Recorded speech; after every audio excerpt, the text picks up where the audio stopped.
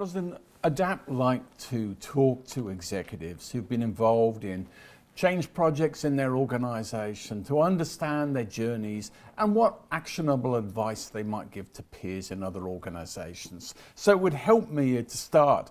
You're with Domain. I've got some knowledge, I think, of what Domain are, but can you tell us more about the role and the challenges in that? So I think what's really interesting is that from a Domain Group perspective, a lot of people just probably perceive us as the listings app in terms of, you go and look at properties online. We actually have a broad and much more complex business. So we have commercial real estate, we have developers, we have property data solutions where we are actually interacting with government and insurance brokers and local councils in terms of data. We also have agent solutions, so providing end-to-end solutions from a SaaS perspective into real estate agents to try and help them do their job in half the time. And then we also have consumer solutions. The big part of that is the Domain Home Loans joint venture that we have with Lendy. So from a complexity perspective, it's not just a bunch of tech people building a listings platform. There's a lot of different types of technology that exists within the business.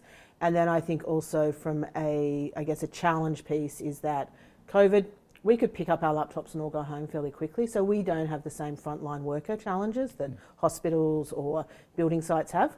What our COVID challenge was more so is that the government closed the border for 2 years and talent coming into the country wasn't coming in, and therefore you would find that a lot of tech companies were starting to all fish from the same pond, as I like to say. Yeah. And so that tech talent piece, and other talent in particular, but particularly tech data product, very much one of our key challenges. Okay, I don't specifically want to go into your competitive challenges, but I am interested in an organisation that I would regard as a digital native in many ways.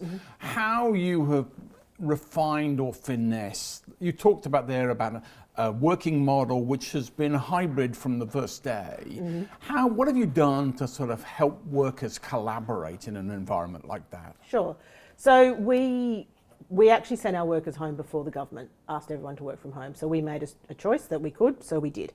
And I think we obviously have tools and systems in place. So we have Jira and we have Confluence, like all good tech teams do, and they use those. We have Slack, and so our Slack usage probably went up through the roof.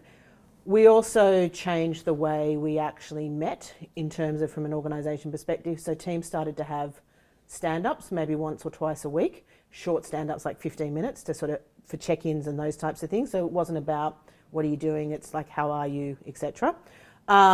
We also changed our all hands meeting. So everything obviously went online and virtual 100%, but our all hands used to be once every 2 months and quite a long session. We shortened them down and put them on once a week. And that was really just about driving connection from an organisation perspective. And then in terms of how did we sort of support people from that mental health piece and the like is that we did acknowledge that parents were at home with children and they may need to readjust how they actually worked. So what we said to them was, for example, we don't expect you to necessarily do a full day's work if you are also sitting at home trying to be a teacher.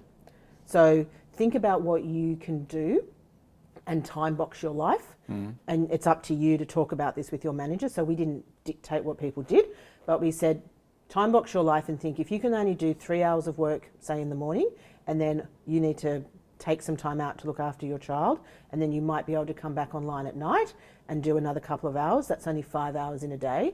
Rather than get stressed about the fact that you're only doing 5 hours of work a day, actually go into the system and put in some personal leave or carer's leave and work that through with your manager and your team in terms of how you do that. We're now sort of 2 years on since the pandemic. People talk about a semblance of normal. How many of those practices that you embraced during the lockdowns and the pandemic have lasted the test of time?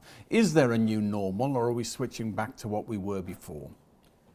I don't think you can go back to what we were before, because if you think about change is about bouncing forward, and change takes you forward. It will never take you back. Yeah. So there is no going back. New normal, potentially. I think it's just a different way of working. It's a changed way of working. I don't even know if I'd necessarily use the term new normal, because I think that actually makes people quite uncomfortable. So I think what we have tried to do is say, well, yes, we recognise that you still like to pick up your children from school because that's a habit and a ritual that you got into. And if that still works for you and your team, that's what you keep doing.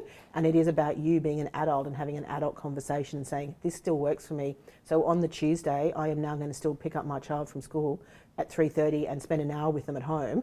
And then I will log back on at night and do, a little bit of catch up. So basically those things have stayed to a degree. In terms of, say, for example, our All Hands All Homes is one of our brands, All Hands, we've taken them back to a fortnightly slot, so they're not as frequent. In terms of stand-ups for teams, those are still happening to a point. I think people are working through how they work moving forward a little bit as well, in terms of do we come into the office, do we not come into the office? It doesn't mean they haven't not been working. I think there's this, there's this belief that people went home and didn't work. I actually think I got more work out of my team through the pandemic, which then leads to, some of the conversations that we're having here today in terms of burnout and overwork, and are we expecting too much of people moving forward? And I think, organisations do need to look at that and potentially recalibrate.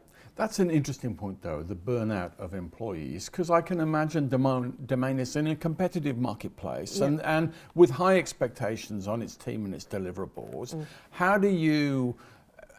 What can you do to help minimise the impact of burnout? And the other thing, I think we had a chat beforehand, you've probably got some people who are very specialist skills, maybe tough to manage, high maintenance sort of personalities. How do you manage those people? I would say that, I would say most organisations probably have some people who are, potentially high maintenance. I think you have to tap into what actually makes things work for those individuals and figure out how they actually operate and what intrinsically drives them, and trying to put them in the same direction. One of the things that we are trying to do as an organisation is actually get better at focus and prioritisation. So rather than trying to do 100 things, what are the 5 things that we want to do well? And that is about, rather than saying to the teams, you're overworked and you're stressed and you're burning out, it's actually about saying, how do we prioritise and focus? And through bringing prioritisation and focus, that should hopefully fall away the excessive kind of need that people have that they want to do. I think we also have a conversation about, are people doing things because they like to do them, and a side project or a shadow project that no one maybe knows about, which is then ultimately putting more work on them without actually the organisation asking them to do that. Yeah. So we are trying to, in FY23, be really clear with people to say, these are the 3 or 4 or 5 things that you're going to be focused on right now.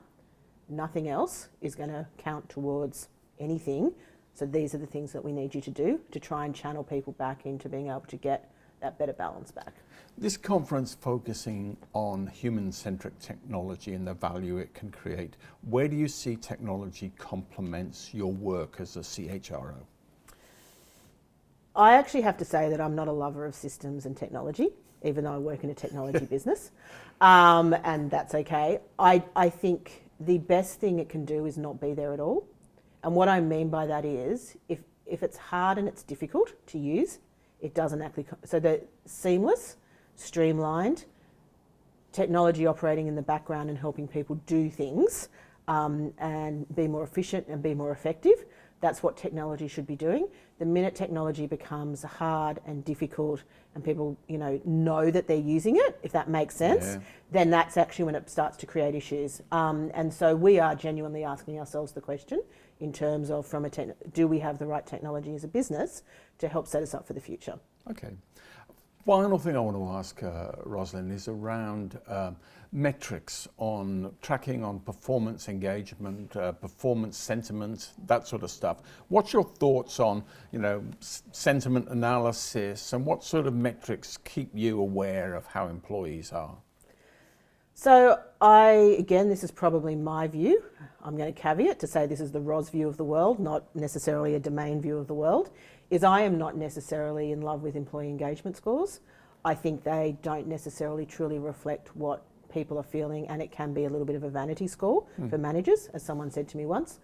I think I've recently read an HBR article about Microsoft, and they're actually trying to work out how they track if people are thriving. And I like that much more than are people engaged.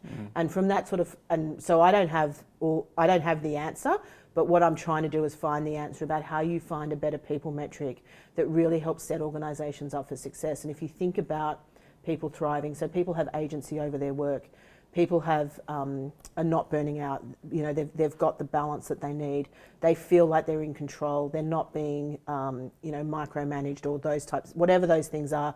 So I thought that article in terms of how Microsoft was trying to work out thriving employees, I was much more attracted to that than a standard kind of engagement score.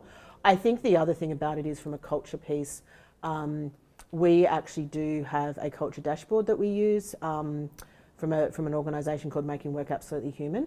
I genuinely like that dashboard. I'm not sure yet how to kind of maybe bring it into the metrics conversation. And the reason I genuinely like that is it measures psych safety, it measures agency, and it also measures belonging. So in terms of how people show up and how people feel at work, that is when you will ultimately get the best out of them. It's not necessarily an engagement score. And so I think we need to figure out, I think HR needs to get better at people analytics, and I think we need to find those measures that make more sense to actually how people bring their best selves to work and actually perform better. It's not a staff engagement score.